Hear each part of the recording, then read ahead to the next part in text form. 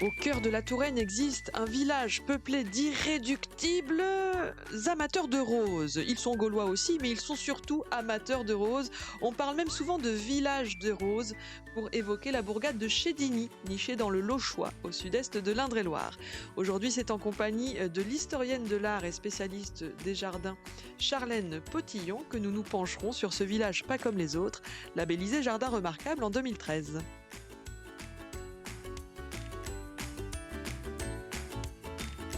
À deux pas de chez vous, une émission présentée par Émilie Mendoza. Un podcast ici en région. Charlène Potillon, bonjour. Bonjour Émilie. Partons en votre compagnie à Chédigny, donc dans le Lochois, en Touraine, pour parler de ce village des roses. Village des roses, c'est comme ça qu'on l'appelle aujourd'hui, mais comment ce village est devenu ce lieu refuge et habillé de centaines de roses chaque année? Ce village célèbre aujourd'hui maintenant en région et hors région. On le doit, le précurseur en tout cas, c'est Pierre Louot, qui est donc un agriculteur à Chédigny, qui devient maire du village en 1977. Et lui, son projet, c'est de rendre la rue aux habitants, faire de son village un espace de vie, de rencontre, notamment grâce au fleurissement de sa commune. Et en fait, il va visiter un village dans la Drôme, le village de Grignan, et pour lui, c'est une révélation. Chédigny, ce sera un village consacré à la rose. Ça, c'est le projet de départ. Ensuite, il faut le lancer, ce projet. Combien de temps ça a pris? Comment ça s'est fait? Alors ça, effectivement, c'est le projet de départ. Donc vous voyez que c'est une réflexion sur plusieurs dizaines d'années. Et en fait, en 1998, il y a des travaux qui sont opérés. C'est l'occasion de lancer le projet paysager. En concertation avec les riverains et avec la collaboration d'Andriev pour guider le choix des rosiers à planter, des rosiers grimpants et des glycines, sont installés en supprimant les pavés des trottoirs. Aujourd'hui, vous n'avez plus de trottoir dans lequel vous vous baladez à Chédigny. Tout ça a été remplacé par des plantations. Et en 2001, des travaux de restructuration du bourg et d'enfouissement des réseaux, donc je parle de l'électricité, du téléphone, des eaux pluviales, de l'arrosage, facilitent l'aménagement des trottoirs en plates-bandes fleuries. Donc on trouve aujourd'hui des rosiers, des grimpantes, des ifs, des buis pour structurer et donner du volume, un rythme aux plantations, mais aussi des arbustes et des vivaces. Alors, vous avez mentionné le nom du maire, Pierre Louot, et aussi le nom d'un autre monsieur, André Ève, c'est bien ça? C'est bien ça. Quel est son rôle exact dans tout ce projet? Alors Andriev est peut-être moins connu en Touraine, mais il est assez célèbre dans le Loiret notamment, où il a son jardin dans lequel il faisait des expérimentations. Andriev, c'est un obtenteur. Alors, voilà un mot qu'il va falloir expliquer, Charlène Potillon. Un obtenteur, c'est un créateur de roses, tout simplement. Andriev a été l'un des grands spécialistes sur le sujet et il a facilité la réintroduction des rosiers anciens, mais aussi des rosiers sous toutes ses formes dans beaucoup de jardins. Il a créé de nombreuses roses. Il a créé de nombreuses roses, cet André Ève. Est-ce qu'il en a créé pour le village des roses de Chédigny? Alors, il y a eu de nombreuses roses qui ont été créées en l'honneur du village. C'est le cas de la rose Jeanne de Chédigny, née en 2004, baptisée en 2011, et de la rose Blanche de Chédigny, créée en 2002 et commercialisée en 2018. Il y a cependant une petite coquine qui a tiré son épine du jeu, pour ne pas dire. Oh! Voilà, le jeu de mots est là.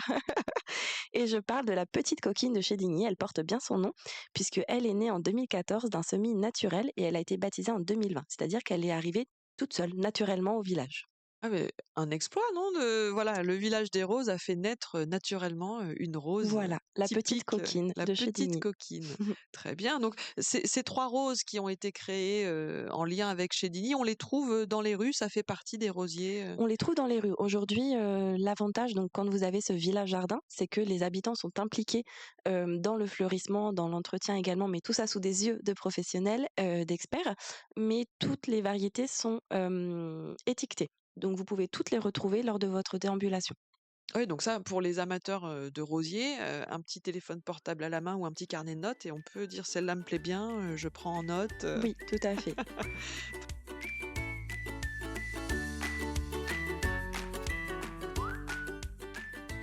À deux pas de chez vous, un podcast ici en région.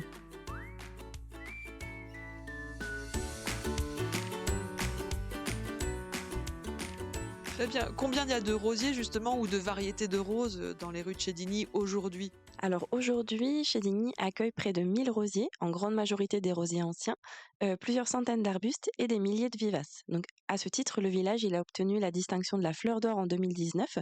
C'est la plus haute distinction du label des villes et villages fleuris. La fleur d'or, ça fait un petit peu voilà comme dans Harry Potter, le vif d'or, Ouais, vif le vif d'argent, d'argent. je ne sais plus. OK, donc c'est le plus haut niveau possible, Oui. en même temps quand on y va, on découvre ce village, c'est mérité. Est-ce qu'il y a eu d'autres évolutions marquantes dans la gestion de ce fleurissement ces dernières années? Oui, depuis 5 ans, le village est entretenu sans aucun désherbant, donc c'est agréable, de s'y promener pour toutes ces raisons. N'hésitez pas à y aller hors Festival des Roses ou pendant le Festival des Roses en fonction de ce que vous avez envie d'y faire. Puisque hors Festival des Roses, c'est agréable de s'y promener, vous pouvez croiser plus facilement les habitants qui vous répondront ou pas en fonction des variétés sur lesquelles vous avez des questions. Et lors du Festival des Roses, vous pouvez acheter des plantes. Les rosiéristes sont là aussi pour vous renseigner. Mais ce sont 2 ambiances très différentes. Donc, en fonction de ce que vous avez envie d'y faire, voilà, plutôt fin mai ou plutôt, toute le toute la période, on va dire, estivale, allez de mai jusqu'à juin pour voir les roses. Mais, c'est agréable de s'y promener là encore à toutes les saisons. Les roses sont à l'honneur, mais ce ne sont pas les seules, plantes à voir. Un village des roses, mais pas que. Et donc fin mai pour ce fameux festival des roses qui attire vraiment énormément de monde Oui, chaque année. Donc il faut être prêt à s'immerger dans la foule. tout à fait. Vous le disiez, il n'y a pas que des roses à Chédigny, il y a aussi ce qui s'appelle un jardin du curé, qui est C'est assez ça. récent. Est-ce que vous pouvez nous en dire plus à ce sujet? Oui, alors ce jardin de curé, il est juste derrière l'église. Il a été projeté dès le début des années 2000, mais créé en 2017 dans l'enceinte donc du presbytère avec la collaboration de plusieurs spécialistes. Donc il y a Claudine Côté, Philippe Ferré, Aurore Claudie Magnold, Denis Retournard et surtout Xavier Mathias. Xavier Mathias, donc c'est une personnalité de l'univers des jardins qui est spécialisée au niveau de la culture des légumes, de la permaculture, qui vraiment, n'hésitez pas à aller découvrir aussi ses ouvrages, vous en apprendrez toujours un peu plus.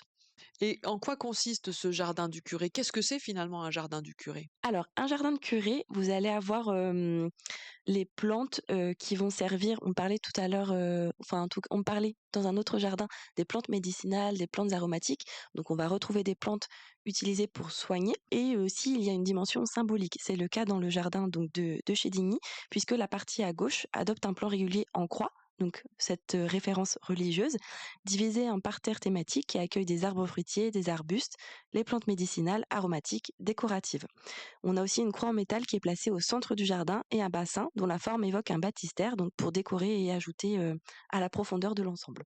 Et pour ajouter à notre visite de chez Digny, voilà, il n'y a pas que les roses. Et en plus, le jardin de curé, on peut le visiter à tout moment de l'année. Il y a des choses à voir Oui, il y aura une période régulièrement. effectivement idéale pour le visiter. Je pense qu'on va dire à partir de d'avril, peut-être jusqu'à octobre, mais vous pouvez le visiter. C'est une visite à faire en plus.